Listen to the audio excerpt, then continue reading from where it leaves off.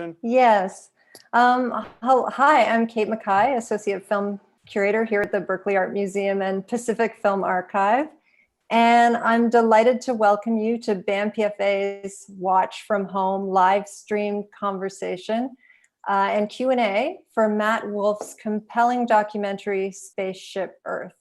If you haven't seen it yet, you can stream Spaceship Earth via bampfa.org, where you can also find our full lineup of Watch from Home offerings. I'd like to give a big thank you to the staff at Neon for helping host this event. And thank you very much to Matt Wolf, Fritz Haeg, and Fanny Singer for their participation. And last but not least, I would like to thank everybody who's tuning in. We really miss seeing you in the Barbara Osher Theater, but are happy that you found us here. And just a few words of introduction of our participants. Matt Wolf's fascinating documentaries about exceptional and unconventional people include Wild Combination, about the cult cellist and disco producer Arthur Russell, The Exquisite I Remember, a film about Joe Brainerd, and his recent film Recorder about the activist Marion Stokes, who secretly recorded television 24 hours a day for 30 years. Today, Matt will be in conversation with Fritz Haeg. Haeg is an artist known for itinerant urban projects, including Edible Estates, an international series of domestic edible landscapes, and Animal Estates, housing for native urban wildlife. In 2014, he began a new chapter of work with the purchase of the historic 1970s commune Salmon Creek Farm on the Mendocino coast, and that's where he'll be joining us today from. The conversation will be moderated by Fanny Singer. Fanny is a writer, editor, and co-founder of the design brand Permanent Collection. Her new book, Always Home, A Daughter's Recipes and Stories, is a memoir of life with her mother, the legendary Alice Waters. So thank you very much to everybody. And I'm really looking forward to your conversation. Thanks for being here. Thanks for having us. Thank you. So I think that I will just begin by saying how pleased I am that we can gather sort of in Berkeley, so to speak, although we're very atomized in this virtual space. Berkeley has had a long tradition of working as a museum and as a city, a place that has been host to all kinds of artist organizations and countercultural movements, and is a museum that has of late really focused on bringing that to the fore through their exhibition program, whether it was hippie modernism or in their former building, the incredible exhibition called The Possible, which was organized by David Wilson along with the Berkeley community.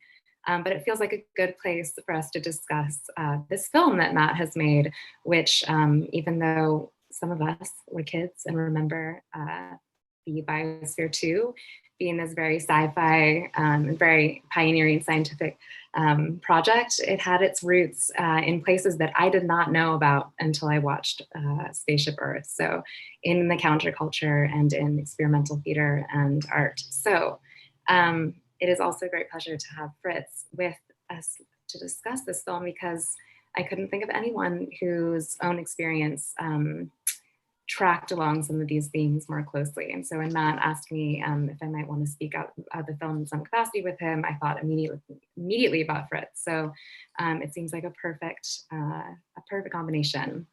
I wonder if we could start, well, first of all, I mean, I have to, having watched the film a couple times, Matt, I need to know how you got onto this subject and how you got interested in this and making a film about the biosphere. Well, I came across I have no recollection of Biosphere. I was Biosphere 2. I was 9 years old during the first mission. And I was just doing research on the internet, and I came across these striking images of 8 people in bright red jumpsuits standing in front of a glowing glass pyramid. And I assumed that it was a still from a science fiction film. But it didn't take long for me to realize that, in fact, these people lived inside of that structure, and it's a real building that's still there in Arizona. And as I dug a little deeper, I quickly realized that all of these participants are still around and doing interesting work.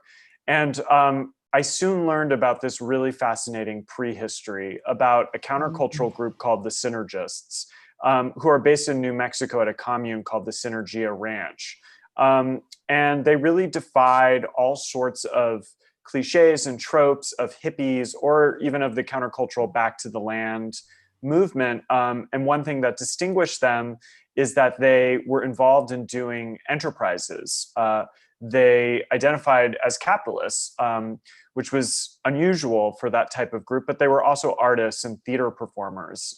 They housed the Theater of All Possibilities. That was the name of their company. And so when I went to Synergia Ranch to meet with those folks, I was brought into this temperature-controlled room that had hundreds of 16mm film canisters and analog videotapes and thousands of images. And I make films with a lot of archival material. And at that point was just, my mind was blown and I was well along my way to making this film. Fritz, do you remember, or were you aware of the biosphere? Was that something that in any way impressed you when you were younger, when you were thinking about, because you're a trained architect and you've also lived in a structure down in LA that had a Buckminster Fuller dome. And so there's some parallels in terms of the aesthetics of what came to be the biosphere too, but also some of the concerns around ecology and sustainability and early sort of climate science and communal living, many concerns that you share. I wonder if it did actually sort of register for you early on. Yeah,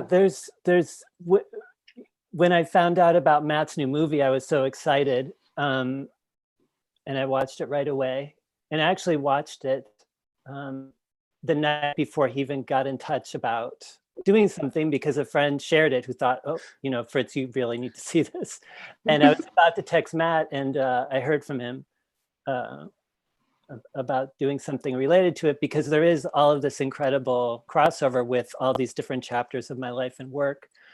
But I do remember Biosphere 2 in the news as something you would when I guess in my late teens. And I was conscious of it in the news. And if you're a kid watching the news, I think you take things in a little differently, or maybe if you're that age, you don't feel quite a participant in the world that's being reported or whatever. And maybe you don't have enough experience with the news to unpack what you're seeing. But I remember thinking about Biosphere 2, now that it's been brought up by Matt's film and I watched it a second time.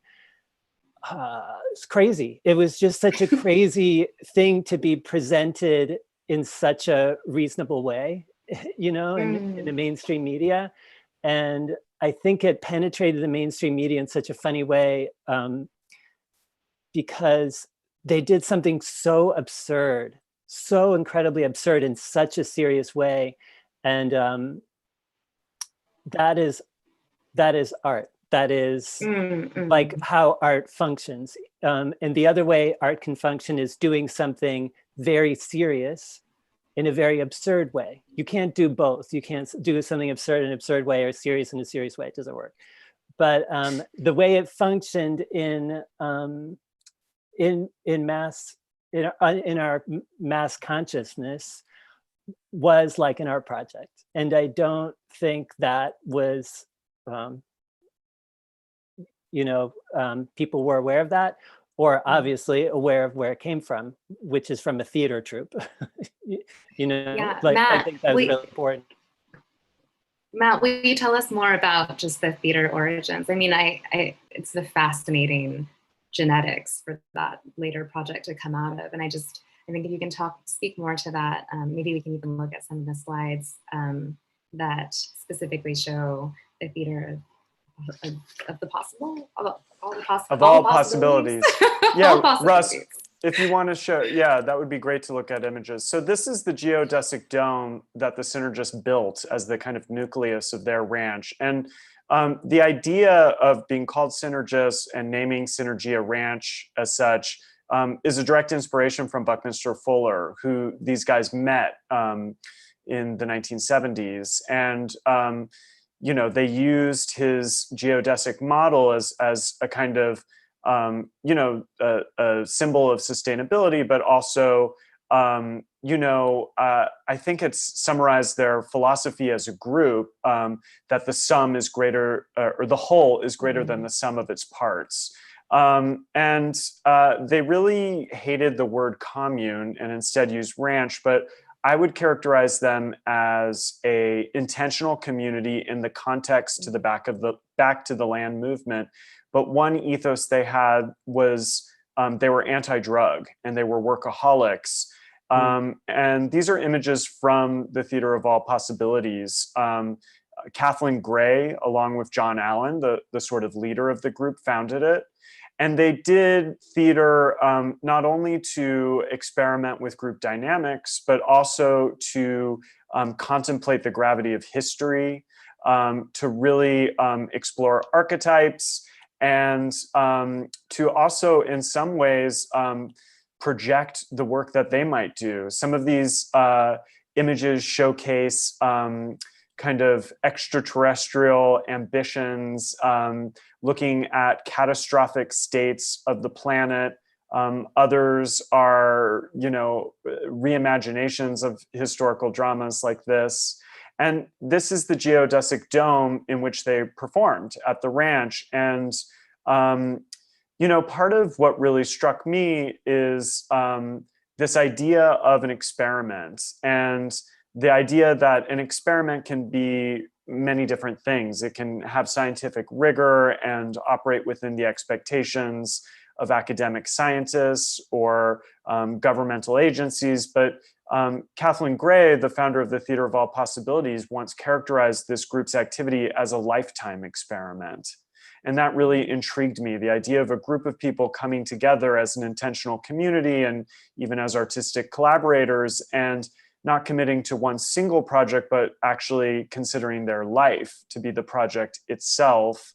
And, when I saw that image, I was really struck by its parallels to the Sundown Salon, a project that Fritz did. And maybe we could show images of that, and Fritz could describe what this earlier project was for him before he did Salmon Creek Farm.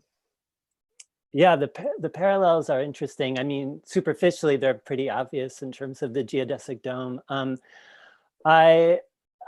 My house in Los Angeles for 15 years, this Geodesic Dome was the top floor of a 3-floor structure. The bottom floor was underground, like a subterranean cave, sort of. So as soon as I moved into this ridiculous house, into a new city, into LA, where I'd moved from New York, I found it to be quite urgent to figure out how to see people. There was no obvious way to do that in LA if you had just moved there and didn't go to school there. So I organized these series of monthly salons at my house around specific topics, starting in 2000. And it continued as a salon for 7 years, and then kind of turned into a school after that, and the events became more sporadic. But basically for those first 7 years, it was very organized and very regular, and a whole community of artists and performers and writers and crafters on the east side of LA kind of was galvanized around that time. And this is before there was, the art community in LA was really quite small, and there wasn't usually something to go to more than once a week or so. Like now there's 10, 15, 20 things a night going on in LA in the art community there, but this was a different time. And so it wasn't a commune, it wasn't a troupe of any kind. There was kind of a grayscale from super involved people who were there all the time, who were very involved, to people who only show up once and then come again. But there'd be 100 people or 50 people, and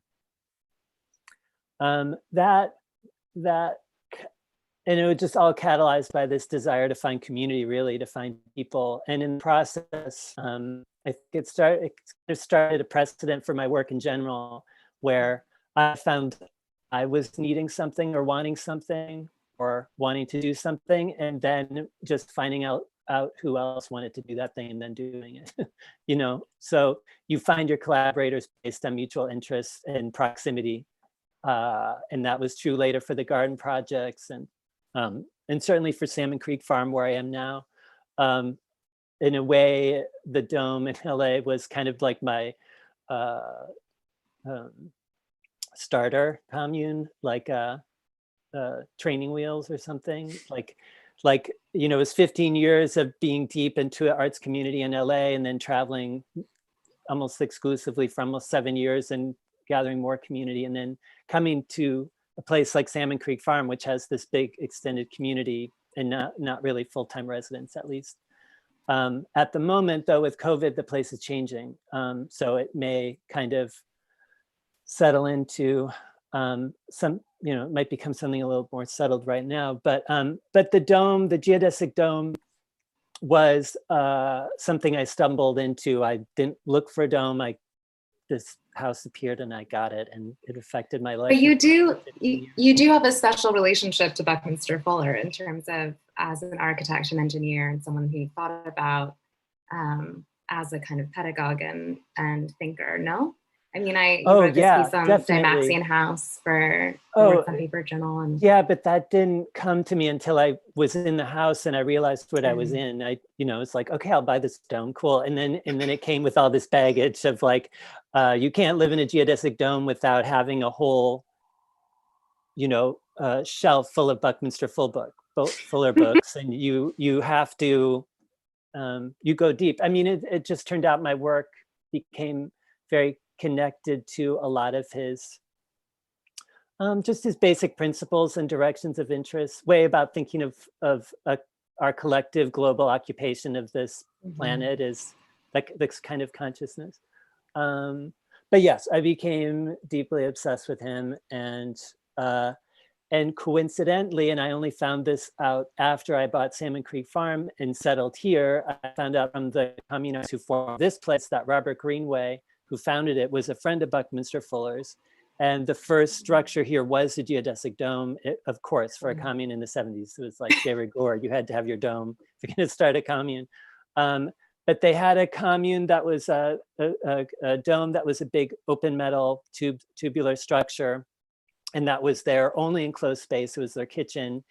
They made the mistake, because there were a lot of kids here, that there were these bolts. So they installed, the bolts were supposed to go in, but they thought, oh, with the kids, we actually should put them out so it's safe. And when they threw the plastic covering over, it got shredded in like 2 nights or something. And this is a story they all tell me, at least told me like 3 or 4 times, made an impression on them. But yeah, the dome was the first structure here. And then they migrated from the dome to these very hand-built structures of local materials, which the dome was not. There was nothing local about the dome. And I think that's something I've come to appreciate.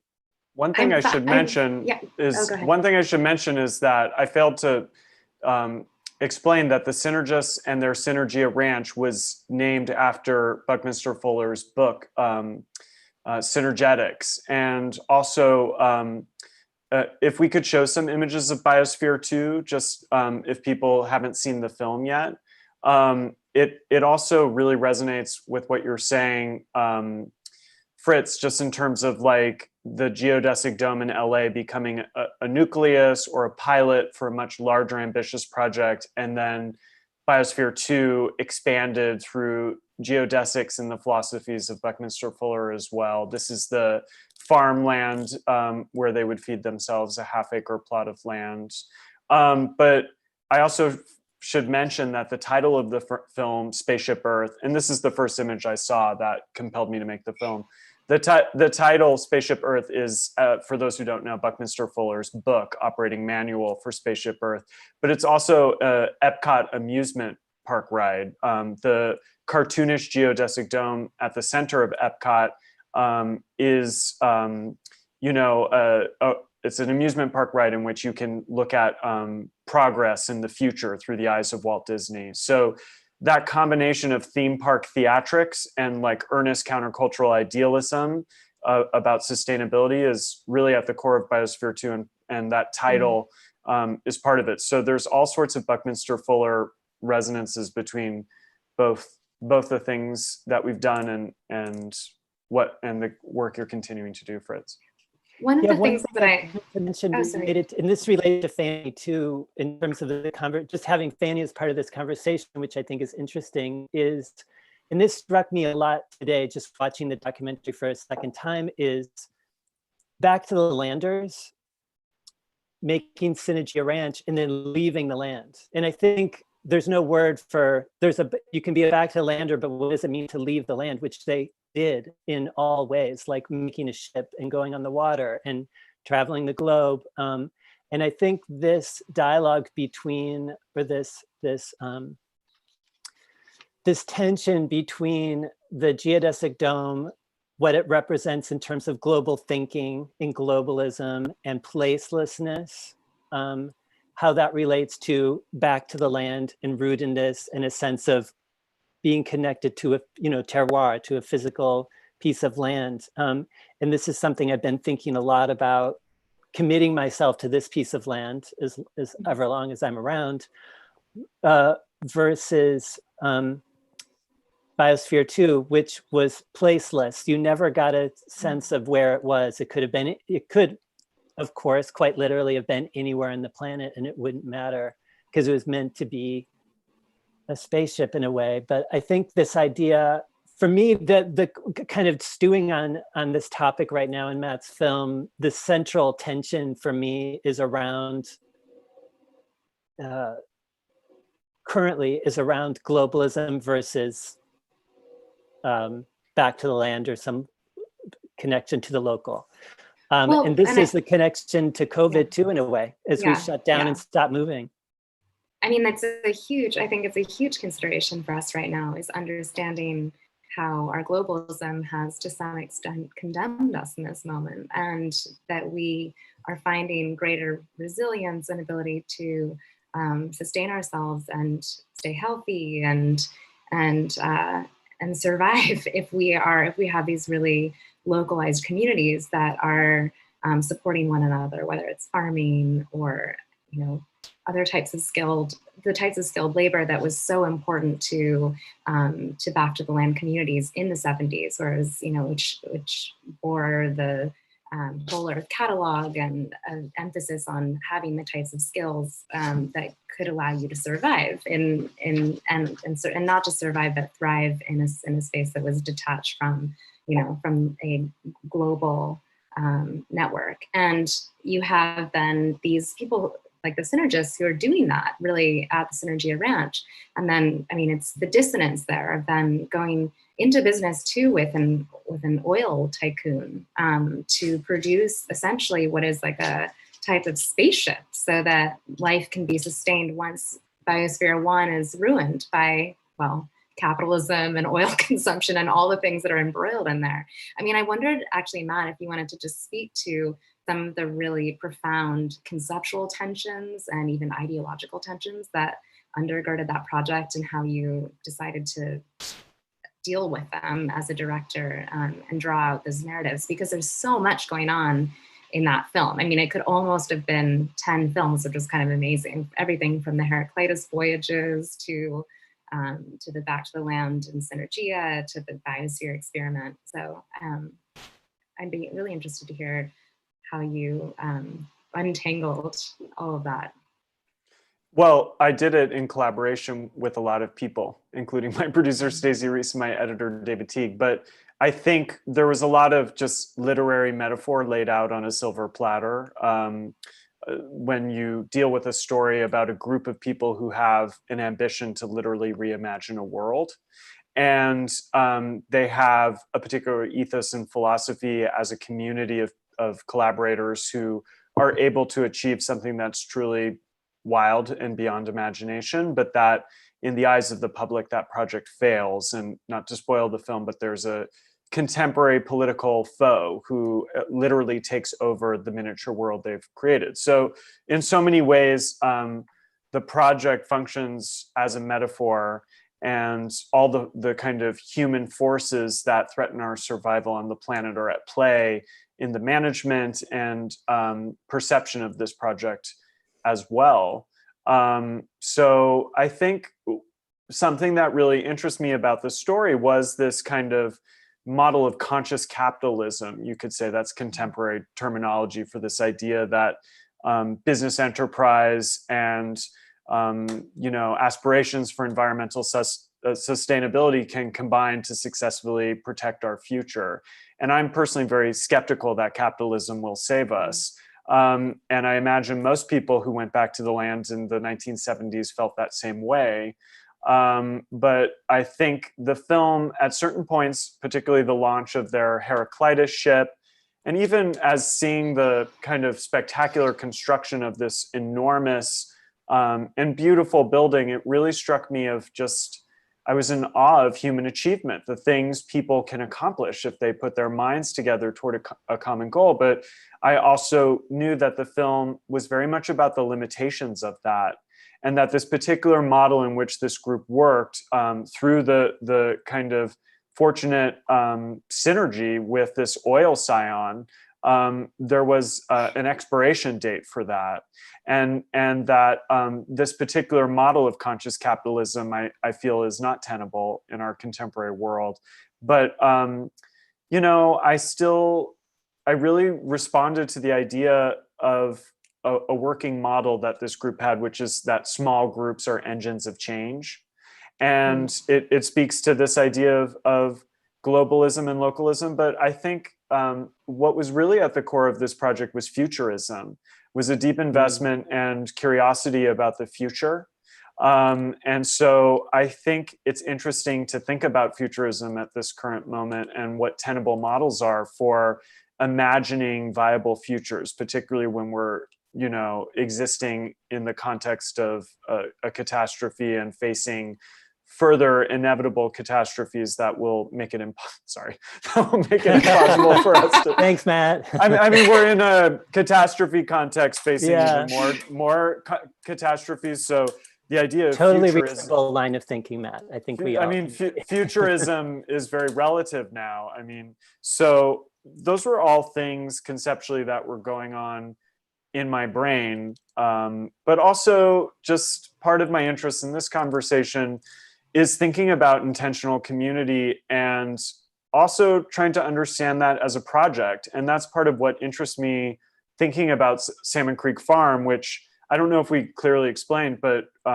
it was a back to the land hippie commune that Fritz has revived. And I mean, my personal curiosity is, do you characterize what you're doing at Salmon Creek Farm as an art project, as an intentional community, as something in between? Like, those boundaries seem really fluid, and I'm curious. Yeah, I try to cultivate the fluidity. So it's very fluid, and I use about 10 words to describe it officially on the website or the web page or whatever. So I embrace that fluidity, and it gives it the freedom to change as it needs to, and evolve and learn from itself and engage different communities and people coming in and out all the time. There's probably been almost 1,000 people who have been here in the last 5.5 years since I took it over. That gradually over time intentionally has been slowing down. It's been introducing fewer new people to the place. But my intention from the beginning was to have a place that was not the original commune of permanent full-time residents, which to me is too insular, but also not wanting a revolving door of new people in and out all the time. So creating a big extended community of people who come back regularly and who are part of a regular community of the place, who may have an experience here and affect them. They might learn something, they might meet new people, they might engage with the natural world in a profound way. They might get some critical distance from mainstream society, and then go back to their lives, bring something from here out to the world, and then hopefully come back and have this flow. So there's this dynamic flow of all these people coming in and out, but coming and then coming back later. And to me, that was important. And it's been great, and it has worked, and there is a really nice community around the place, the same as my dome, the community there, where there were just these core people, 10, 20, whatever, and then there's this much bigger group who isn't able to come as often or doesn't stay as long. So it's very fluid, and it would just learn from who was coming and what they needed and how it worked. One thing that, the first year I was really obsessed with the history here. So I did a lot of research and reading and going through the archives, which I got from the original owners. And I'm surrounded on 3 sides by people who founded this place and who I bought it from. So I had the benefit of their direct stories. As time has passed now, I've, had, it's gone beyond just fixing up the old cabins and now building new things and planting food gardens and taking it into the future as something else. So it's not the old commune. But one thing that really struck me relating back to the film was, I think it was minute 15 or something, that they left the commune. And, those first 15 minutes could be a whole documentary, probably, because I know how much work that is. Everything they did, like building new structures and planting gardens and an orchard and forming a community, like that's no small thing. And it's one thing to start something like that, and then another thing just to keep something like that going. And I have the meeting minutes here from 20 years of weekly meetings of the struggle of what that looks like, the minutia of that. So, it was so funny in the documentary as I rewatched it, they were like, yeah, we started this commune, we grew our own food. It was great, but, we needed something else. This is too easy or something. It was like, it got boring or something, or it didn't quite, it wasn't enough for them. And that's kind of the moment in the film that I'm most interested in, because it's this pivot point where it's like, they did back to the land. They had this vision, this bucolic vision, I think that a lot of people have today, of going back to the land. And they did it. And then what? And then you scale it up or go somewhere else or travel or whatever. And I think, to me, that pivot point, that moment, is in a way them reperforming the Industrial Revolution and modernism in a way. It's like leaving the land, and we've gone back to the land, but now let's leave it and make better things and scale this up. And I'm deeply skeptical of scaling things up. Mm-hmm. However, we can see with the response to this global pandemic that some things do need to be scaled up. Like, we need a government, we need WHO, we need these global scaled up institutions to deal with things like this. But that still doesn't diminish my belief in giving everyone the agency to work small and have those small moves have meaning and have effect. And not everything has to scale up. And I think a lot of the problems with the world we're living in come from everything scaling up and a loss of human scale. So I've been, really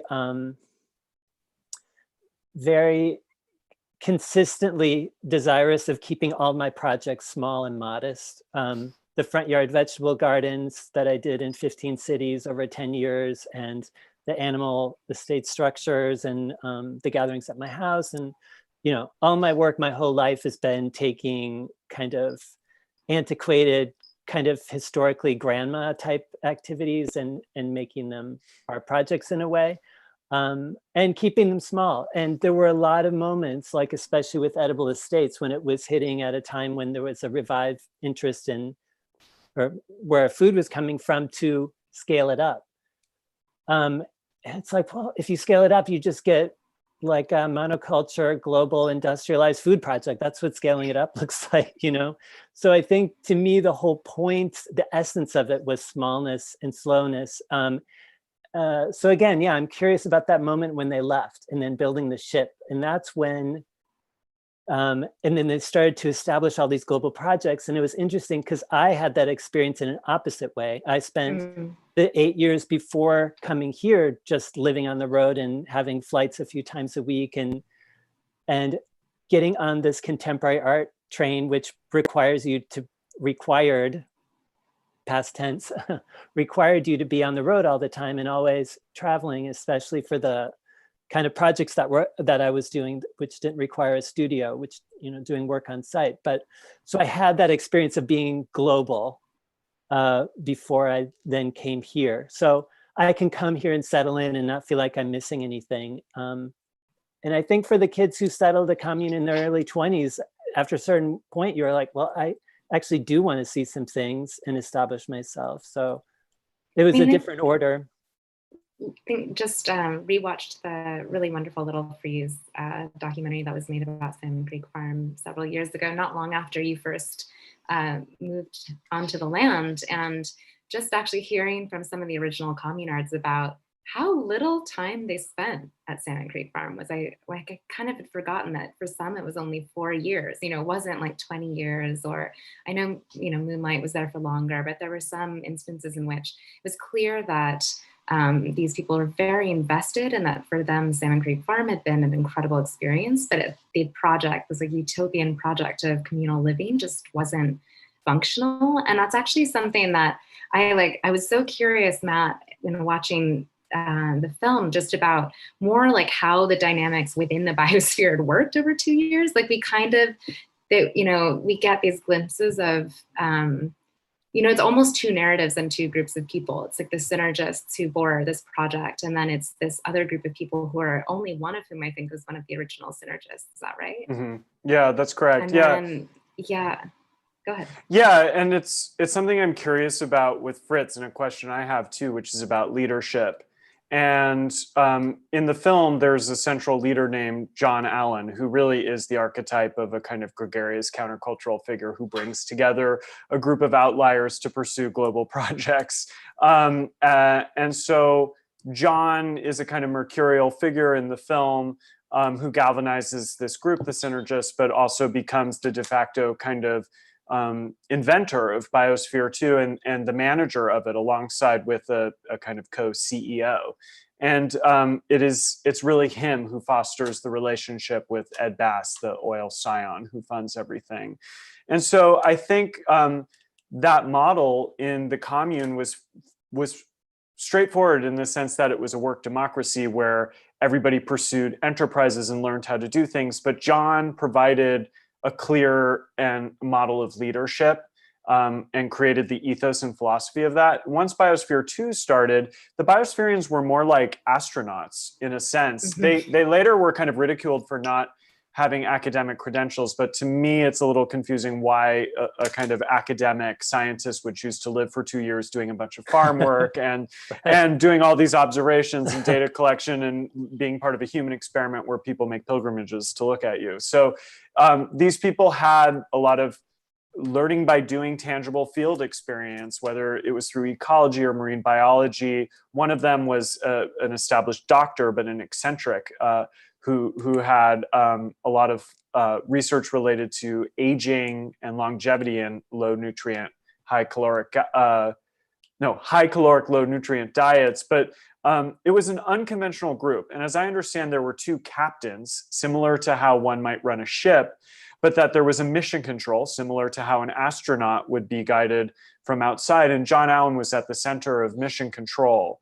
And most of the conflict that came in the project wasn't because of like Big Brother style interpersonal misgivings amongst the biospherians. It was mostly around issues of planetary management and a lack of clear kind of politics and process and ambiguous leadership, I think, in terms of inside. They all shared a responsibility to take care of this miniature world, but there was no consensus on how to do that. And John, as this kind of external leader, was providing feedback, but that wasn't necessarily clearly described as the captain of this mission. And so not only was he inaccessible to the press as their kind of skepticism started to grow about the project, but the biospherians themselves as a group were divided along the middle as to who still believed in the authority of mission control and those who believed that they, as participants, were going to become the most effective managers of this system. And the way that was perceived publicly and through the media is fascinating. I think the way the media functions in this story is really important. And my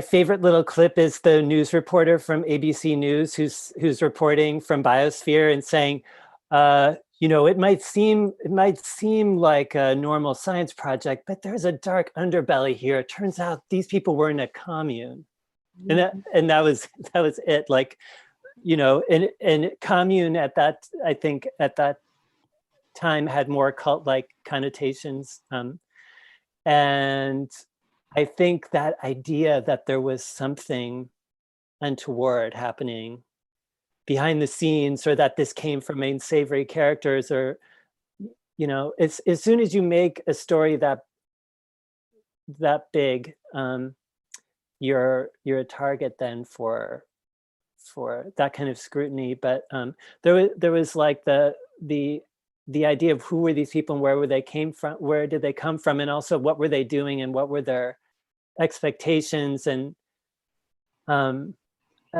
I think it was so interesting. I mean, I think one of the most fascinating things about the film is watching all of these different threads weave together that just feel like impossible.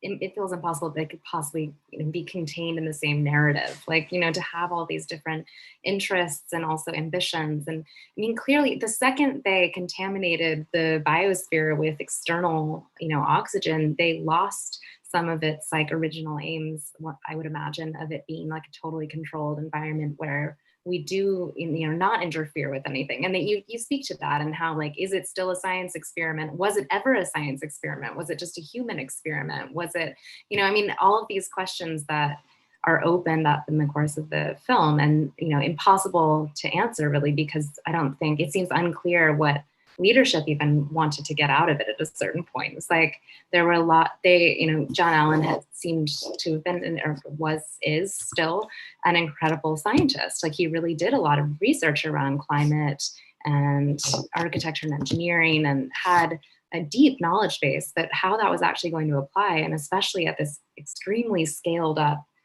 experiment of it, seemed hard to like even understand externally, conceptually, what they were getting at, and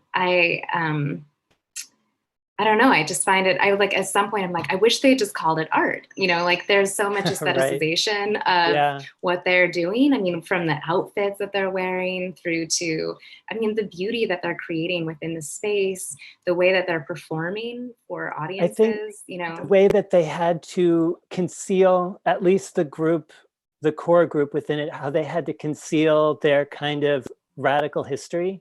And I think, to me, that's what a lot of this staging was about, is to do this project. They understood this needs to look professional. This needs to look scientific. It needs to look like a spaceship conceptually for what they want to do. But also, I think, understanding if they wanted to take this big, and it's going to cost $200 million, and it's going to be viewed globally, they can have no connotations of 70s counterculture, hippies, or environmentalism even. And I think we have to think back to the early 90s and understand what it meant to be an environmentalist then. And I think it was very different.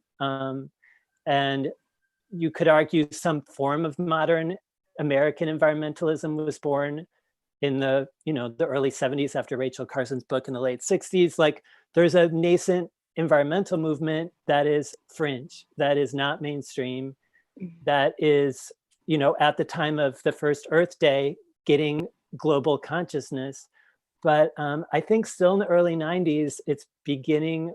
I'm not totally aware of exactly what's happening at that moment, but if you wanted to be taken seriously doing Biosphere 2, I think they understood that look at the architecture and the space they made. There's no rocking chairs, there's no quilts, there's no like copper tea kettles or like hanging herbs drying around, or any of the things that I hold dear at Salmon Creek Farm, which is like all of those things. It was a corporate interior with wall-to-wall purple like carpeting and sectional sofas, and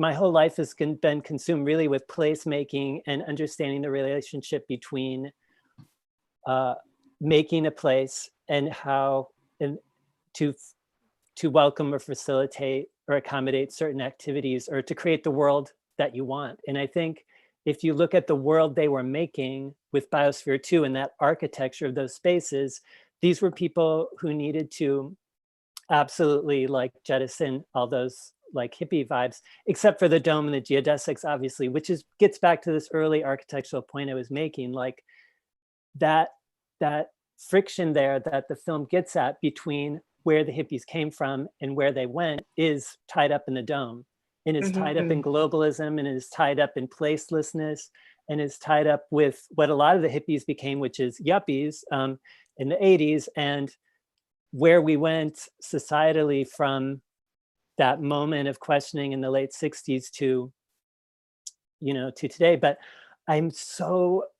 honestly, the film has brought up something conscious for me that hadn't been conscious before around that fundamental friction. And there, we can't have a purely globalist way of living, and we can't be purely local anymore, just living on one little plot of land. We're struggling all of us struggling with that spectrum. And I think we see it so clearly presented in this film, like that whole story of going back to the land and then leaving the land and then anticipating going out into space.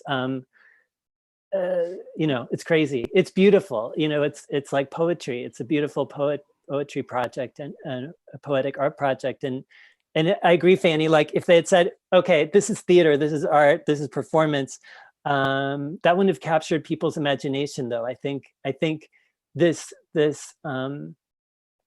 it's theater, but you don't know it's theater is what makes it like so much more powerful. And going back to the first question, as a kid, I remember seeing stories about Biosphere 2 and being like,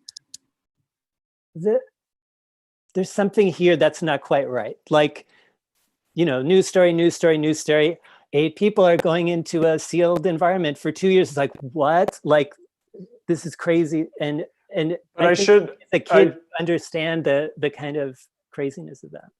And I think it's important to acknowledge the level of innovation required to make a airtight sealed structure of that scope that did distill the characteristics of every biome so that the system could create its own atmosphere and produce enough food. I mean, they worked with ethnobotanists and traveled the world to find seeds to create these different biomes, and innovated technologies for wastewater recycling and really early computer technology to even figure out how to create mechanical waves to sustain a living coral reef, which they source from the Bahamas. So I think it struck me when Fritz was describing Salmon Creek Farm, there is like a kind of open-endedness as to what it is. It's like, you wouldn't necessarily define it as an art project or as an intentional community. It's all these different things at once that is like intentionally designed to defy definition or categories. And I think Biosphere 2 is very much in that same vein, and that the goals were overlapping and flexible in terms of like understanding the emerging field of biospherics to see if people could make a closed system work, to do pilot technologies for space colonization, and also the element of theater and performance and art making that's intrinsic to this notion of reimagining a world. And so all of those things can exist simultaneously, and they do in this project. But I think we were talking about scale, and the thing that comes to mind for me is the capitalist ethos that bigger is better. And I do think this project did get caught up in the idea of bigger being better, and that ambition to go from hyperlocal to planetary to extraterrestrial, as you're describing. It really is caught up in this notion of bigger being better to an extent. And that once that project was that big, it was thrust onto the world stage, particularly under the glare of the media's, the media's interest. And that's when the different layers and possibilities and openness of a project like this need to be defined. And it was defined pretty clearly in the media that this is a simple experiment in which 8 people have to survive and nothing can go in, nothing can go out. But of course, the synergists of describing the project would say that's an incredible flattening of their intentions. But, you know, Fritz, you're operating completely outside of the public view besides Instagram. Really, I mean, your project can be whatever you want it to be, and it can change and evolve, and things about it might not work and be dysfunctional and can be adapted and modified. It can be sustainable or insustainable, and there isn't that kind of scrutiny that could characterize it as a success or a failure, or as even something terminable that has a beginning and an end. And I think that's key towards ideas of experimentation. If you really, really scale up as a filmmaker, if I try to make a $200 million movie, the possibilities for me to figure out what I'm doing as I'm going and to be really experimental are significantly reduced. But if I make a movie by myself in my living room, I can do all sorts of things and fail or try new things. And I think that's what interests me about what you're doing, is that it's hard to define, but it's also private in a certain sense. But other people can come in and those boundaries are really fluid. Yeah. And I'm also thinking of time and the idea that I'm planting trees here that are going to be around for many decades and after me, and this place will continue after me. So I'm thinking on a bigger, slower, longer time scale, like of many, many decades, another generation, hopefully. But I do think there's moments where we need something to capture our imagination collectively. Like we can't all just disappear into the communes in the woods and figure things out right now. And even though this kind of pandemic is requiring it, some level of life like that, even in cities. And I think just to acknowledge what you were saying before, with Biosphere, they actually did it. Like they made this sealed environment that that function in an incredibly sophisticated way. And sometimes we do need big things, and they can do things that small things can't. And I think that's what we have to distinguish, like when something really does need to be big, being you know, critical and thoughtful about that. But because if everything, the way the media and our global conversation works now, small things have a hard time capturing people's imagination or getting people excited. And that's been the goal of a lot of my projects, is to see how you can take something small and modest that anyone can do and make that capture people's imagination. But I think with Biosphere 2, they couldn't have done that small. Like, I love that poignant image at the end where the woman whose name escapes me is on the land again, and she's in this little greenhouse. It's like barely big enough for her, and she's got her own little biosphere. This little greenhouse she's got, and I think you know, obviously that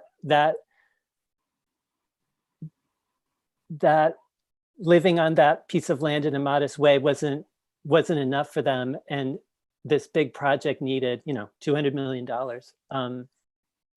I think there's a question from Cole Schiffer, and he's saying that the project was basically seen as a sort of anti-science project, but was it also rejected from the art world?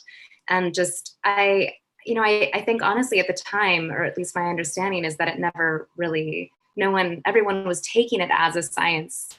It was too much in the science sphere to be considered art at the time, or I don't know. I mean, Matt, when you came across it, did you feel like it felt more grounded? Where did it feel like it was coming out of, or where did you, I mean, well, I mean, the Synergist, particularly articulate, but one of the Synergist satellite projects around the world is that they opened October Gallery in London, That's right. which it's an influential gallery that, you know, has shown a lot of outsider art, but also figures from the avant-garde like Brian Geisen. And this group had strong ties to William Burroughs, who was an influence to them both through his literature and his lectures at their events.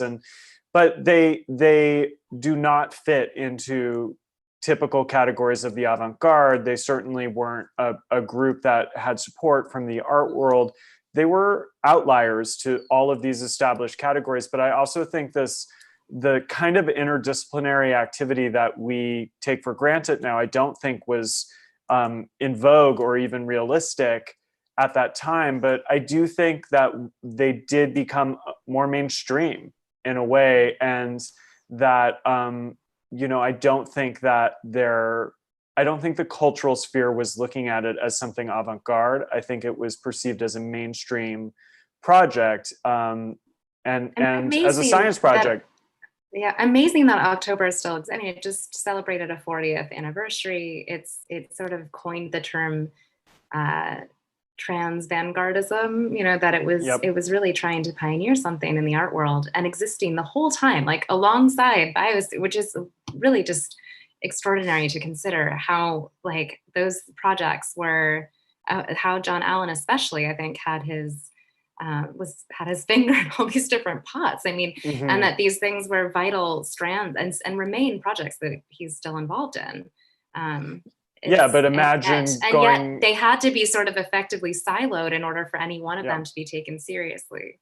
Yeah, you can't go on Good Morning America and talk about the trans vanguard, and I think that's also part of the distinction between the synergists and the biospherians. Not all the biospherians had an interest in that sort of thing. They all did theater as exercises in a way, but I think there were different people that were part of this group that had different interests, and that Biosphere 2 has been the most visible thing that they've done. But I think that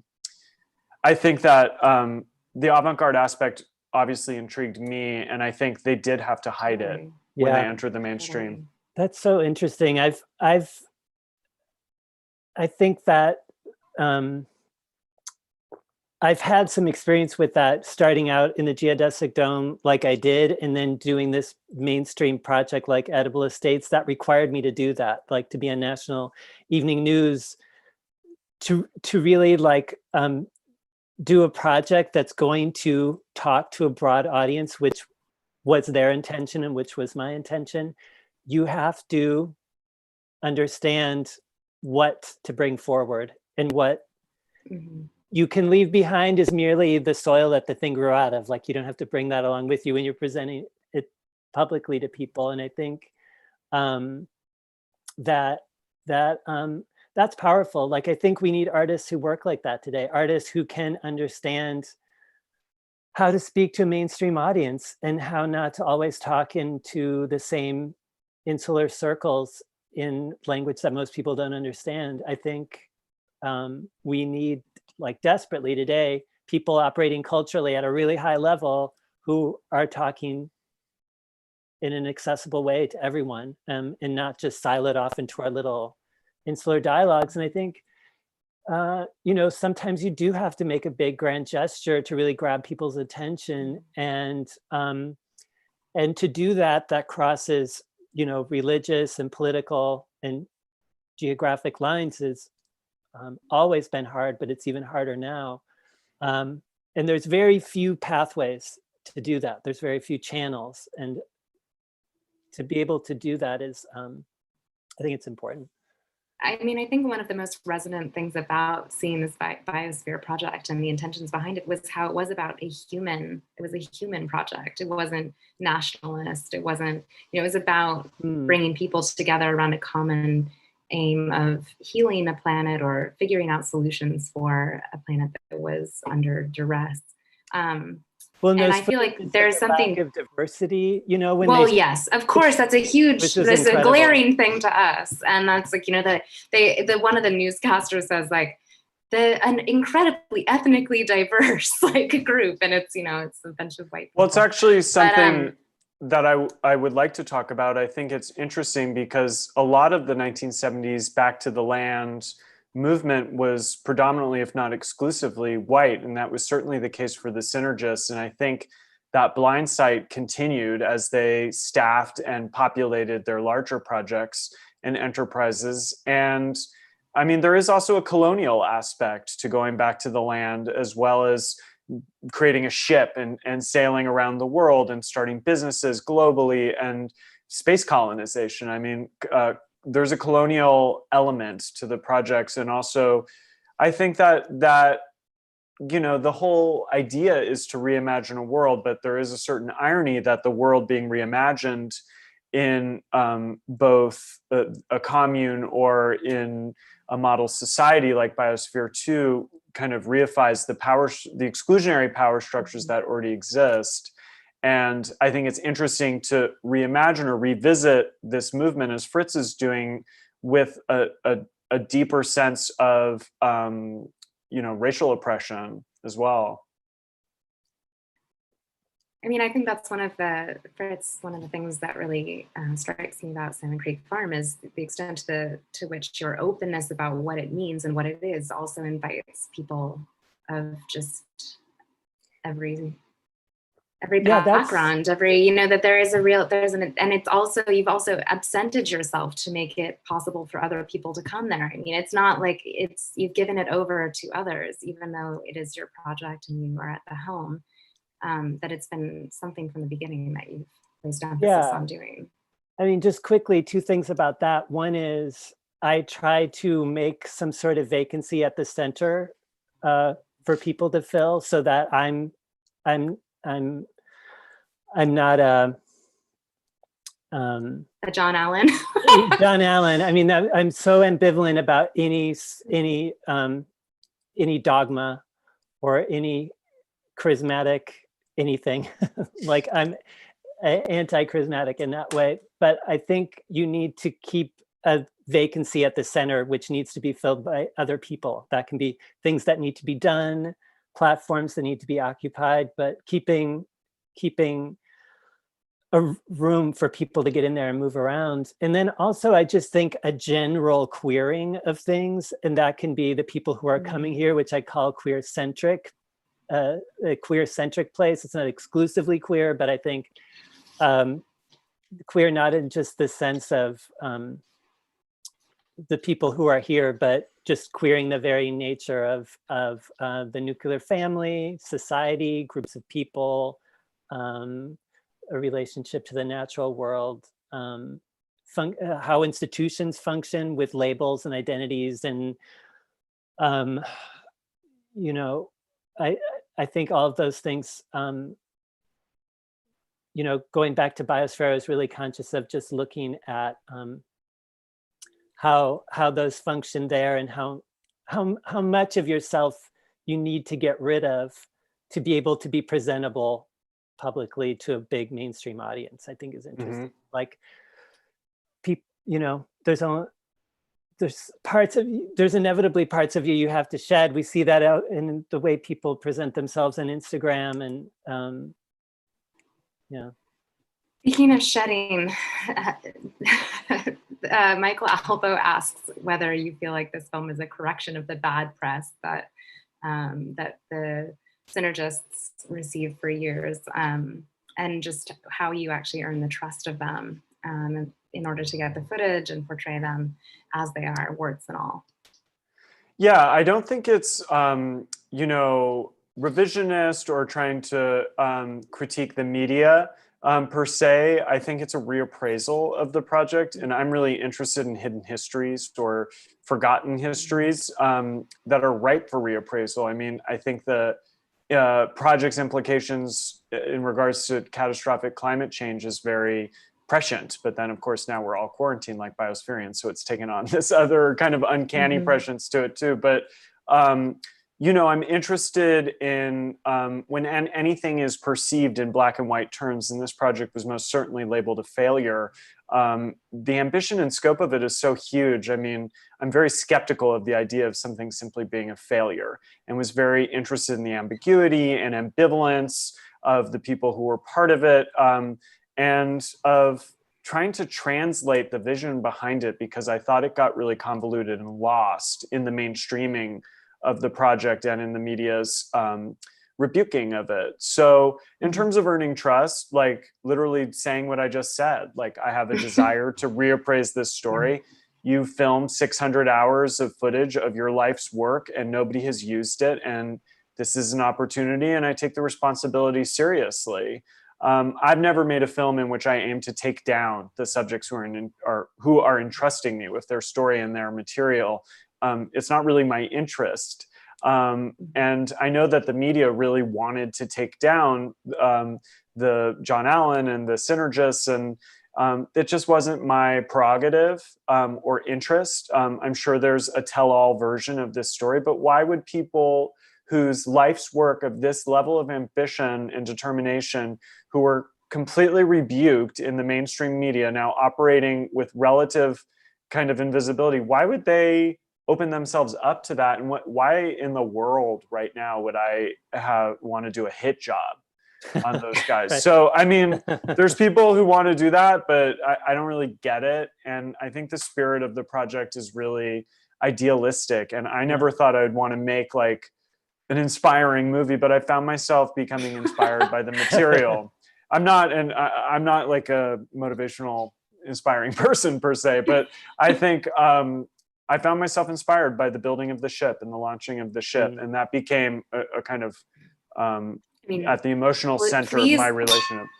Please, can you make a documentary about the voyage of the Heraclitus? Oh my God. Yeah. I can't believe the stories when I was reading about how many different places around the world it went. Yeah, and like, it's really and crazy. how it was operating as a weather system, like, or they were doing a weather test.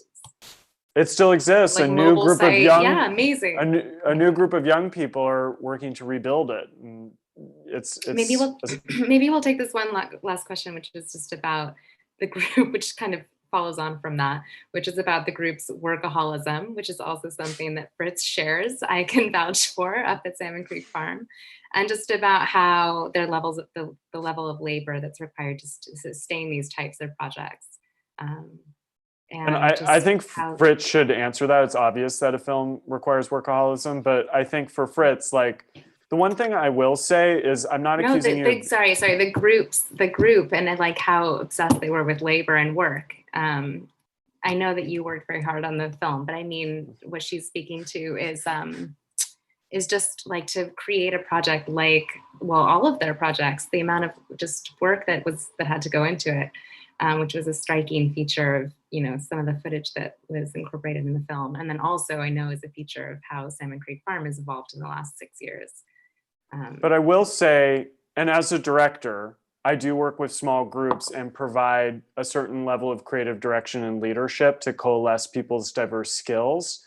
But like Fritz, I know that you're saying you leave room at the center, but Salmon Creek wouldn't exist without you, and the level of ambition to reimagine that place and to revive it and to make it a functional and sustaining place.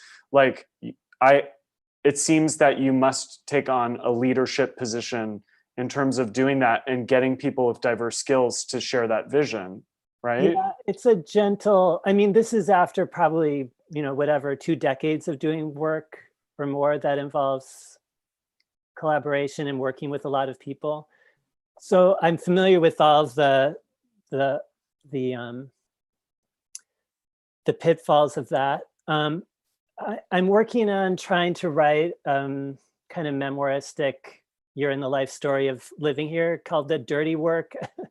This idea that really, when it gets down to it, this has been a place of confronting labor for me, and the labor involved in our daily lives that's invisible, and not just making that labor visible, but doing it ourselves, and not because.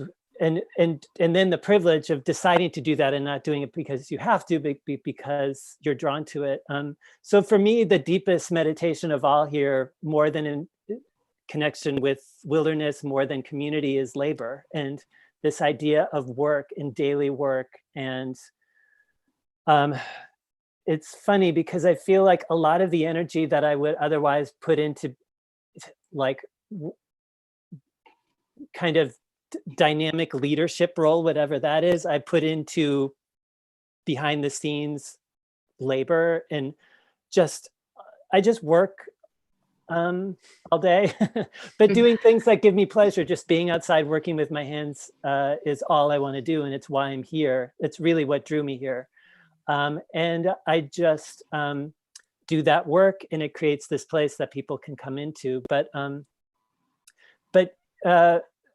I think it was obvious to me, looking at the archives of this place, the daily life here, and from what I could glean from the documentary, that you don't step back from contemporary society and its ways of operating without taking on labor, without understanding the labor that's being done for you to survive, often invisibly. And I think it's that labor that brings up issues of gender role and class and race and all of these things that,